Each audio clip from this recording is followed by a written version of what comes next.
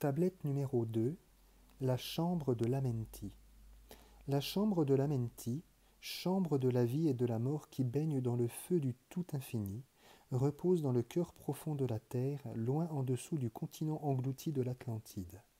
Il y a très longtemps, perdus dans l'espace-temps, les enfants de la lumière regardèrent le monde pour constater que les enfants des hommes étaient emprisonnés par une force qui vient de l'au-delà. Ils savaient qu'ils pourraient s'élever de la terre au soleil s'ils parvenaient à se libérer de l'emprise de ce pouvoir obscur. Pour les aider, ils s'incarnèrent dans des corps qui ressemblaient à ceux des hommes. Les maîtres dirent « Nous sommes formés de la poussière de l'espace et nous partageons la vie du tout infini.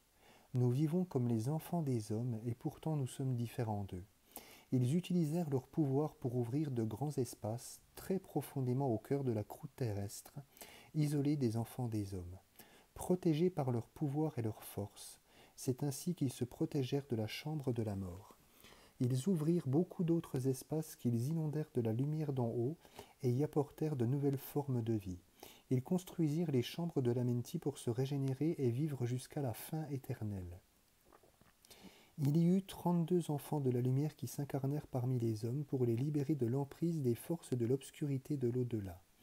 Dans les profondeurs de la chambre de la vie, une fleur de lumière se mit à grandir et à prendre de la force pour repousser la nuit. Au cœur de cette fleur émanait un rayon d'un grand pouvoir qui donnait la vie, la lumière et le pouvoir à tous ceux qui s'en approchaient. Autour de cette fleur, ils firent un cercle avec 32 trônes où les enfants de la lumière pouvaient s'immerger dans cette radiance et se remplir de la lumière éternelle.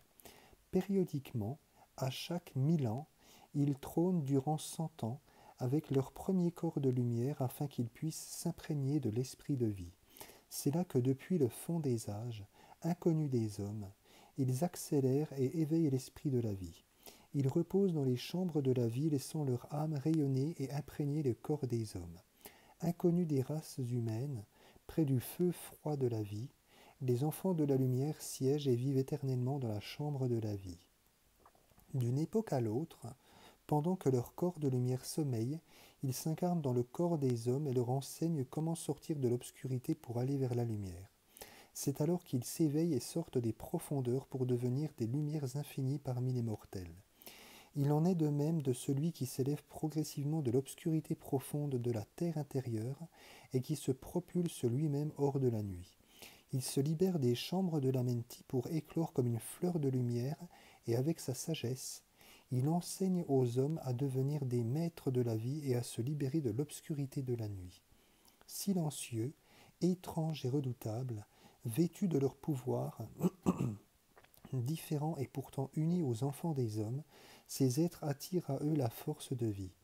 Un avec les enfants de la lumière, ils observent les limites qui entourent les hommes et se tiennent disponibles pour les aider à s'en affranchir lorsque la lumière arrivera à point.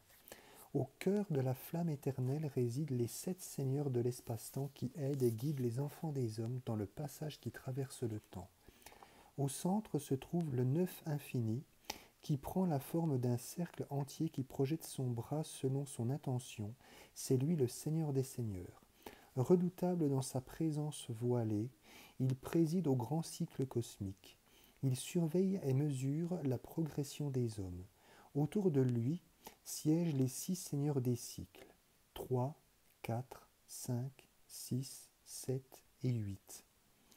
Eux aussi sont libres des contingences de l'espace et du temps. Chacun a sa mission et son pouvoir pour diriger et aider la destinée des hommes. Ils ne sont pas de ce monde, et pourtant ils sont les frères des hommes. Ils surveillent la progression de la lumière parmi les hommes et les soutiennent avec leur sagesse. Durant mon périple au cœur de l'Amenti, je fus conduit par le gardien qui était un avec le grand un. Une voix profonde qui sortait de l'infini me dit « Te voici devant moi, Thoth. Celui qui parmi les enfants des hommes détient le grand art. Tu es maître de la vie libérée dans les chambres de l'Amenti. Tu es celui qui ne connaît pas la mort à moins de le vouloir, celui qui boit à la source de la vie jusqu'à la fin de l'éternité. Tu es celui qui tient la mort au bout de ses mains. Soleil des hommes, tu te régénères dans les chambres de l'Amenti où tu vas et viens selon ton désir. Tu reprends vie dans la forme que tu désires, ô Fils de la lumière parmi les hommes. Tu choisis le travail qui te convient, et tu poursuis ton œuvre sans relâche sur le sentier de la lumière où tes pas te mènent toujours plus en avant vers la montagne de la lumière. Cette montagne qui devient toujours plus haute à mesure que tu t'en approches, tout comme le but devient plus grand à mesure que tu progresses. Sans cesse tu t'approches de l'infinie sagesse qui se cache dans le but. Ton passage dans les chambres de l'Amenti te rend libre de marcher main dans la main avec les seigneurs de ce monde et avec tous ceux qui apportent la lumière aux enfants des hommes. C'est alors qu'un des maîtres se leva de son trône et me guida à travers les chambres des terres profondes et secrètes de l'Amenti pour me dévoiler des mystères inconnus de l'homme. Il me conduisit dans le passage obscur jusqu'à la chambre où siège la mort noire.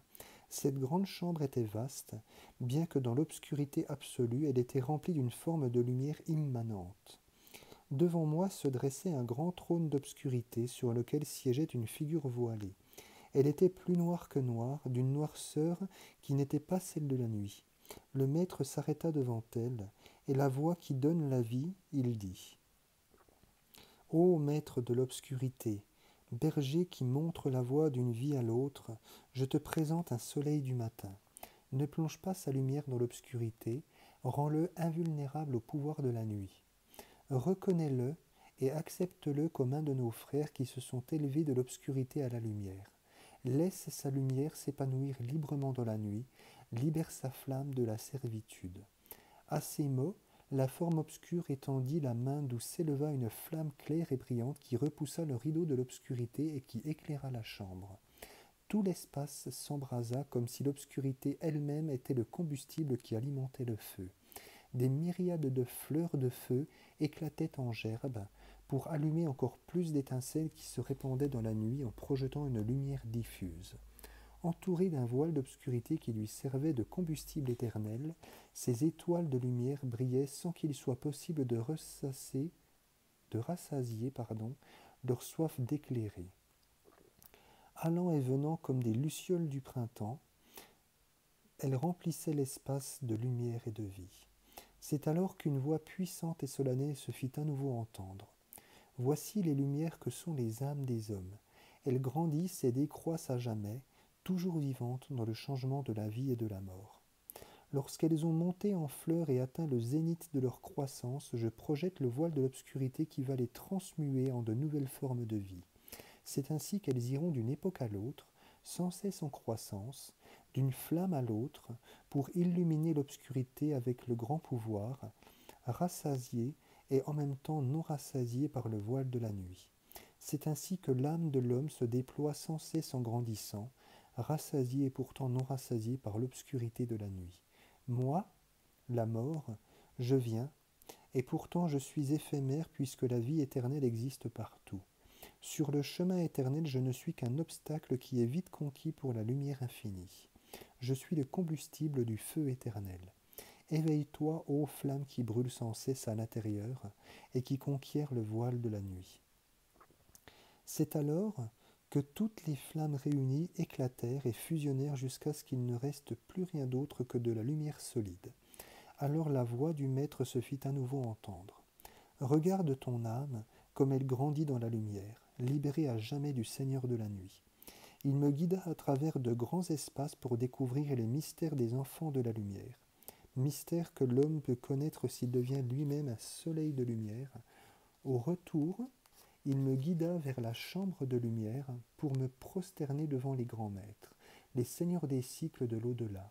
Avec une voix très puissante, il ajouta « Maintenant que tu es devenu libre de la chambre de l'Amenti, choisis quel travail tu veux accomplir parmi les enfants des hommes. » Je lui répondis « Ô grand maître, laisse-moi devenir un enseignant des hommes, afin de les guider à l'aller et au retour, jusqu'au moment où ils deviendront à leur tour des lumières parmi les hommes, en se libérant du voile de la nuit qui les entoure, rayonnant comme la lumière qui doit briller parmi les hommes. » La voix répondit « Qu'il en soit ainsi.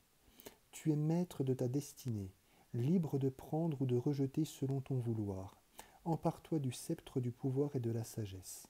Brille comme une lumière éclatante parmi les enfants des hommes, et ainsi, le gardien me ramena en haut pour vivre comme un soleil de lumière, feu parmi les hommes, afin de leur enseigner ma voie et de leur apprendre un peu de ma sagesse.